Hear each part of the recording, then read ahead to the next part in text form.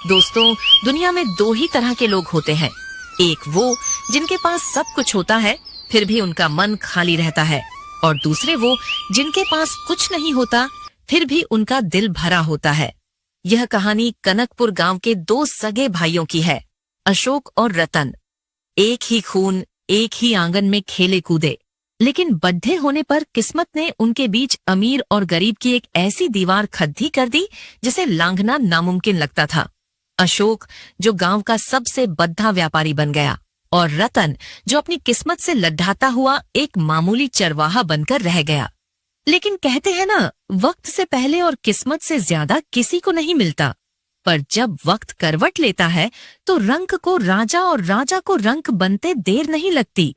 आइए चलते हैं उस शाम की ओर जहां से इस कहानी का हर पन्ना बदलने वाला था।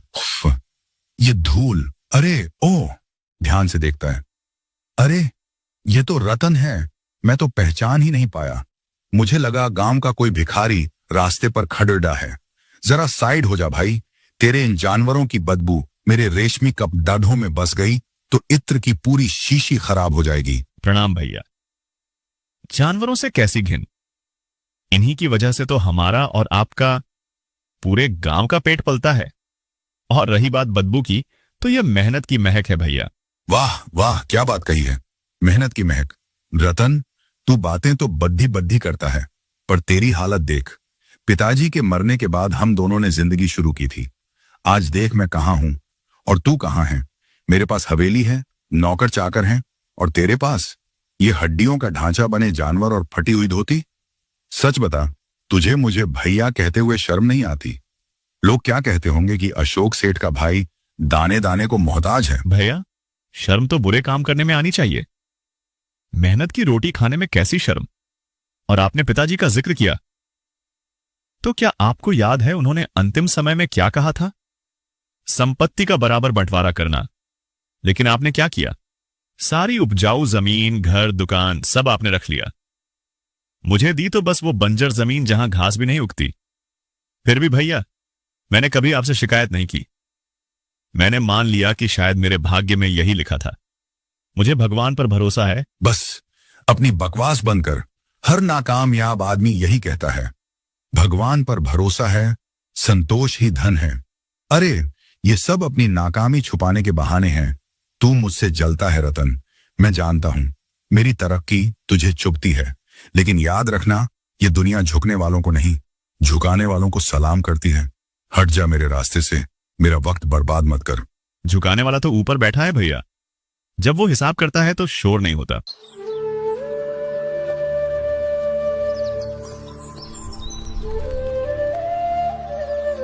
गौरी, ओ गौरी, पानी लाओ, गला सूख गया है उस मनहूस से बात करके। पिताजी, आप आ गए। आपने कहा था शहर से लौटते वक्त मेरे लिए वो मखमली शेरवानी और सोने की जंजीर लाएंगे। मेरे दोस्त कल मेले में नए कपड़े पहनकर जा रहे हैं। लाइए, कहाँ है मेरा सामान? क्या शेरवानी? तुझे दिख नहीं रहा तेरा बाप पसीने में लथपथ है? अभी बैठा भी नहीं और फरमाइशें शुरू। क्या मैं यहाँ नोट छापने की मशीन लगाकर बैठा हूँ? सुबह से शाम तक मगजमारी करूं और घर आते ही तुम लोगों की चोंचलेबाजी शुरू हो जाए। आप बहुत बुरे हैं। सुबह वादा किया था और अब मार रहे हैं। मुझे नहीं रहना यहाँ। ये क्या कर रहे हैं आप? बच्चे पर हाथ उठा दिया। आखिर हुआ क्या है? जब से आए हैं आगा बुला क्यों हो रहे हैं? क्या बताऊं गौरी, रास्ते में वो रतन मिल गया था। 2 कौड़ी की हैसियत नहीं है उसकी, और मुझे ज्ञान दे रहा था। कहता है पाप की कमाई कभी नहीं फलती। मेरा सगा भाई मुझे चोर कह रहा था। और तुम जानती हो सबसे ज्यादा गुस्सा किस बात पर आया? उसकी आंखों में डर नहीं था गौरी, सुकून था। एक अजीब सा सुकून जो मेरे पास इतना पैसा होने के बाद भी नहीं है। मुझे नफरत है उसकी उस मुस्कुराहट से। स्वामी, शांत हो जाइए, लेकिन कभी ठंडे दिमाग से सोचिएगा। रतन भैया ने जो कहा, क्या वो सच नहीं है? पिताजी के जाने के बाद आपने उनके साथ न्याय नहीं किया। गांव वाले भी आपके ब्याज के धंधे को लेकर थूकते हैं। पैसा बहुत है हमारे पास, लेकिन क्या घर में खुशी है? देखिए, बलराज रो रहा है, आप तनाव में हैं। शायद रतन भैया के पास वो है जो हम नोटों से नहीं खरीद पाए, शांति। चुप, एकदम चुप। अब तुम भी उसकी तरफदारी करोगी? ये जो गहने लदी होना, ये उसी ब्याज के धंधे से आए हैं। अगर मैं रतन की तरह साधु बन जाता तो आज हम भी कटोरा लेकर खड़ी दीदी होते। खबरदार जो दोबारा मुझे सही गलत का पाठ पढ़ाया। जाओ यहां से। रतन की टूटी हुई झोपड़ी, दिए की मध्यम रोशनी। रतन की पत्नी चमेली सूखी रोटियां बना रही है। उनकी 10 साल की बेटी राधा कोने में बैठी है। उसका चेहरा उतरा हुआ है। अरे कैसी महक आ रही है। आज तो चमेली के हाथ की रोटियां खाकर दिन भर की थकान मिट जाएगी। राधा बेटी, देख पिता आ गए। दौड़ ढककर गले नहीं मिलेगी। राधा चुपचाप बैठी रहती है। उसकी आंखों में आंसू है। क्या हुआ? मेरी गुद्दियां रो क्यों रही है? चमेली, तूने कुछ कहा क्या इसे? क्या कहूं जी, मेरा कलेजा फट रहा है। आज सुबह से राधा ने कुछ नहीं खाया। पडीडी हौस के काका के घर आज गाय ने बछड़ा दिया है। वहां सब बच्चे खीस दूध पी रहे थे। राधा भी खड्डी देख रही थी। किसी ने इसे दुत्कार दिया कि भाग यहां से, तेरे बाप की गाय नहीं है। तब से यह जिद कर रही है कि बापू हमें भी गाय चाहिए। मैं इसे कैसे समझाऊं कि हमारे पास खुद के खाने के लाले पड्डे हैं, हम गाय कैसे पालेंगे। मैंने गुस्से में इसे डांट दिया। यह सुनकर रतन की रूह कांप जाती है। वह दौड़ ढाकर राधा को गोद में उठा लेता है। मेरी बच्ची, तुझे किसी ने दुत्कारा? मेरे रहते मेरी बेटी को दूध के लिए तरसना पड़ा। नहीं बेटा, रो मत। तूने आज तक कभी कुछ नहीं मांगा। मैं वादा करता हूं, मैं कसम खाता हूं, तेरे लिए गाय जरूर लाऊंगा, चाहे मुझे अपनी चमद्दी बेचनी पड़े। सच बापू? हमारे आंगन में भी बछड़ा खेलेगा, हम भी उसका दूध पिएंगे। हाँ मेरी लाडो, हाँ। चमेली, वो तेरी शादी वाली अंगूठी कहाँ है? जी, ये तो हमारी आखिरी निशानी है, बुरे वक्त के लिए बचा कर रखी थी। इससे बुरा वक्त क्या होगा चमेली, जब औलाद की एक छोटी सी ख्वाहिश के लिए बाप की जेब खाली हो। दे दे मुझे ये अंगूठी, शायद राधा की खुशियां वापस ले आए।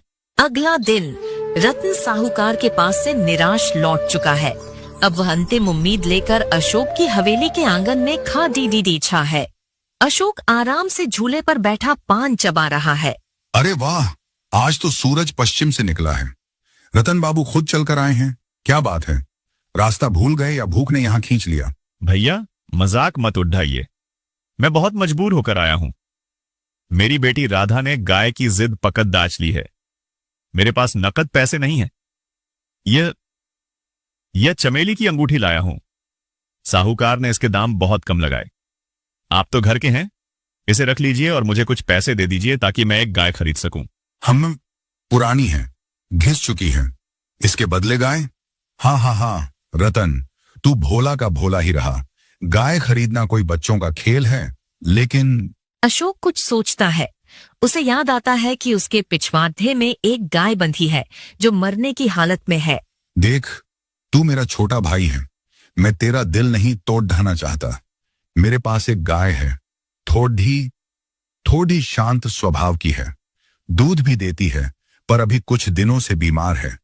तू अगर सेवा करेगा तो ठीक हो जाएगी। ये अंगूठी दे दे और वो गाय ले जा। बोल मंजूर? सच भैया, आप मुझे गाय देंगे? हाँ, जा पीछे बाढ़े से खोल ले। और सुन, बाद में मत कहना कि बड्ढे भाई ने मदद नहीं की। रतन दौड़कर पीछे जाता है। वहां एक गाय बंधी है, हड्डियां निकली हुई, शरीर पर घाव, खद्दी भी मुश्किल से हो पा रही है।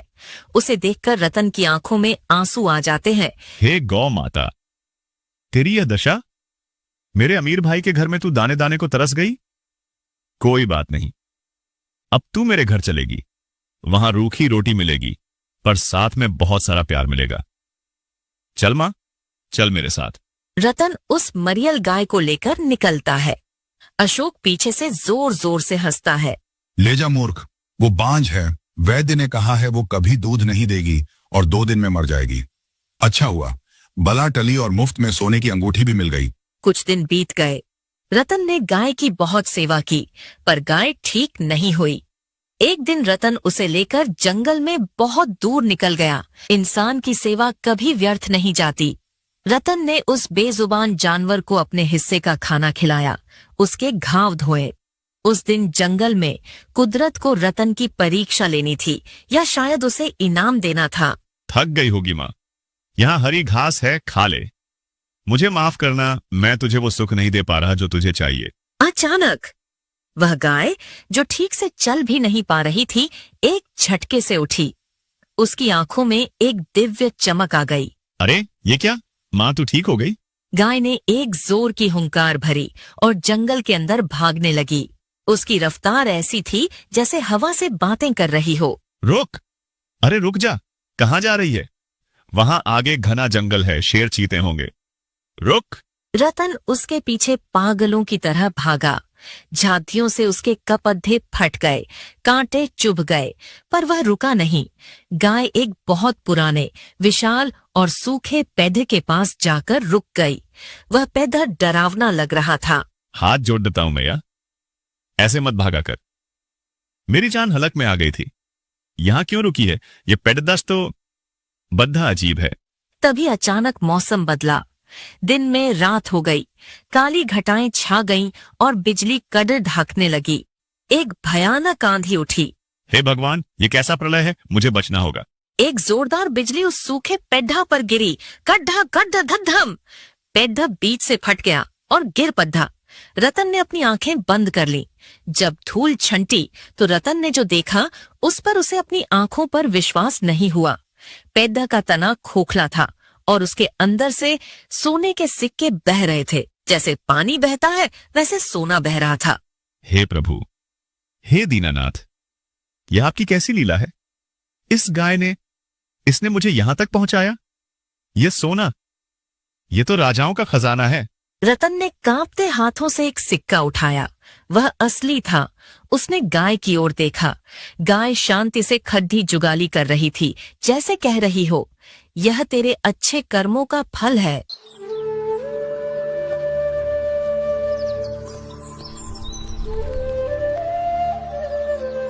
जी, इतना सोना, मुझे डर लग रहा है। अगर गांव वालों को पता चल गया तो? भैया अशोक को पता चल गया तो?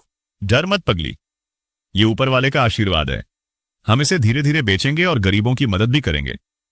लेकिन इसे बेचने से पहले तोलना जरूरी है। अंदाजा तो लगे कि कितना है। लेकिन तराजू तो है नहीं। मैं भैया के घर से मांग लाता हूं। नहीं, उनके पास मत जाइए, उनकी नीयत ठीक नहीं है। अरे वो भाई हैं, और मैं उन्हें क्यों बताऊंगा कि सोना तोलना है?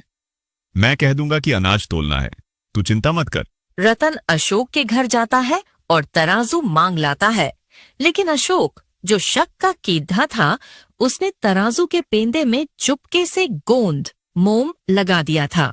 अगली सुबह रतन तराजू लौटाकर चला गया। अशोक ने दरवाजा बंद किया और तराजू को पलटकर देखा। गौरी, इधर आओ। देखो देखो मेरे शक की जीत। तराजू के नीचे एक सोने का सिक्का चिपका हुआ था।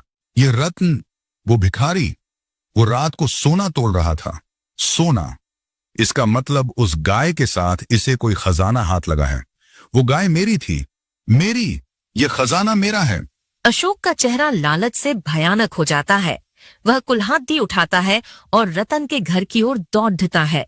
रतन के घर के बाहर अशोक दरवाजा पीटता है। बाहर निकल रतन, चोर, धोखेबाज, बाहर आ। क्या हुआ भैया, कुल्हाड़ी क्यों उठाई है? ये क्या है? बोल, ये क्या है? तूने कहा था अनाज तोलना है और ये सोना चिपका हुआ आया है। मुझे सब पता चल गया है। उस गाय की वजह से तुझे खजाना मिला है ना? वो गाय मैंने तुझे दी थी, इसलिए खजाने पर मेरा हक है। अभी के अभी सब निकाल, वरना मैं तुझे और तेरे परिवार को जिंदा गाढ़ा दूंगा। अब रतन की आंखों में डर नहीं था। उसने एक कदम आगे बढ़ाया। बस भैया, बहुत हुआ। अब तक मैं चुप था क्योंकि आप बड्ढे थे, लेकिन आज आपने हद पार कर दी। वो गाय आपने मुझे दी नहीं थी, मैंने खरीदी थी, अपनी पत्नी की आखिरी निशानी देकर। उस वक्त आपने उसे कचारा समझकर फेंका था। आज जब मेरे कर्मों से वो लक्ष्मी बन गई, तो आपको हिस्सा चाहिए? जुबान लड़ाता है। मैं राजा के पास जाऊंगा, तुझे जेल भिजवाऊंगा। जाइए, जिसे बुलाना है बुला लाइए। सांच को आंच नहीं।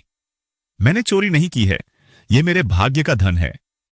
लेकिन सुन लीजिए भैया, आज के बाद इस घर की देहरी पर कदम मत रखिएगा। आज मेरा और आपका रिश्ता खत्म। अशोक सन्न रह गया। पहली बार उसने रतन को इतनी ऊंची आवाज में बोलते सुना था। वह अपमान की आग में जलता हुआ सीधे राजमहल की ओर भागा। राजमहल का भव्य दरबार। राजा की गद्दी पर राजकुमार आदित्य बैठे हैं। अशोक, रतन और वह गाय दरबार में मौजूद हैं, रोने का नाटक करते हुए। दुहाई हो राजकुमार, इस पापी ने मेरा खजाना चुरा लिया। ये गाय मेरी है और जो खजाना इसे मिला है वो मेरे पूर्वजों का है। न्याय कीजिए। रतन, क्या यह सत्य है? क्या तुम्हें खजाना मिला है? जी राजकुमार, यह सत्य है। जंगल में एक पुराने पेड्डन से मुझे सोना मिला, लेकिन यह गाय मैंने भैया से खरीदी थी। तभी एक चमत्कार हुआ। राजकुमार आदित्य अपनी गद्दी से उठे और धीरे धीरे गाय के पास आए। गाय की आंखों से आंसू बह रहे थे। राजकुमार आदित्य गाय के गले लगते हुए भावुक होकर। पिताजी। दरबार में सन्नाटा छा गया। सब हैरान थे। सभासदों, आप सब जानते हैं कि मेरे पिता महाराज विक्रम पिछले 5 वर्षों से लापता हैं। एक श्राप, एक आर्ष्य के श्राप ने उन्हें गाय बना दिया था। ऋषि ने कहा था, तुम्हारे पिता को मुक्ति तभी मिलेगी जब कोई निस्वार्थ व्यक्ति उनकी सेवा करेगा और उनके द्वारा मिले धन को त्यागने की हिम्मत रखेगा। तभी दरबार के बीचों बीच धुएं का गुब्बार उठा और वहीं ऋषि प्रकट हुए। सत्य है रतन, तुम्हारी परीक्षा अभी बाकी है। इस गाय ने तुम्हें जो अपार धन दिया है वो इस राज्य का है। अगर तुम चाहते हो कि यह गाय वापस राजा बने तो तुम्हें सारा खजाना लौटाना होगा और वापस अपनी उसी गरीबी में जाना होगा। बोलो, क्या तुम तैयार हो? अशोक मन ही मन खुश हो रहा था। अब यह फंसेगा। कोई मूर्ख ही इतना सोना छोड़ देगा। हे मुनिवर, धन का क्या है? आज है कल नहीं, लेकिन एक बेटे को उसका पिता मिल जाए, एक प्रजा को उसका राजा मिल जाए, इससे बड़ा धर्म क्या है? मैं तैयार हूं। मुझे नहीं चाहिए यह सोना, आप बस इन्हें मुक्त कर दीजिए। रतन ने खजाने की पोटली जमीन पर रख दी। जैसे ही रतन ने त्याग किया, एक दिव्य प्रकाश से पूरा महल जगमगा उठा। गाय का रूप बदला और वहां महाराज विक्रम अपने तेजस्वी रूप में खड्डढे हो गए। धन्य हो तुम रतन। मैंने मनुष्य के कई रूप देखे हैं, पर तुम जैसा त्यागी नहीं देखा। फिर राजा ने अशोक की ओर देखा। उनकी आंखों में अंगारे थे। और तुम अशोक, तुम लालच की जीती जागती मूरत हो। तुमने अपने ही भाई को ठगा, उसे सताया। तुम्हें तो मृत्यु दंड मिलना चाहिए। त्राहिमाम महाराज, मुझे माफ कर दीजिए। रतन मेरे भाई, मुझे बचा ले। मैं अंधा हो गया था। महाराज, मेरे भाई को जीवन दान दे दीजिए। इनका पश्चाताप ही इनकी सजा है। मैं नहीं चाहता मेरे कारण मेरा भाई अनाथ हो जाए। ठीक है, रतन के कहने पर तुम्हें छोड़ता हूं, लेकिन आज से रतन इस राज्य का महामंत्री होगा और तुम अपनी सारी संपत्ति गरीबों में दान करोगे और साधारण जीवन जियोगे। यही तुम्हारा दंड है। उस दिन के बाद कनक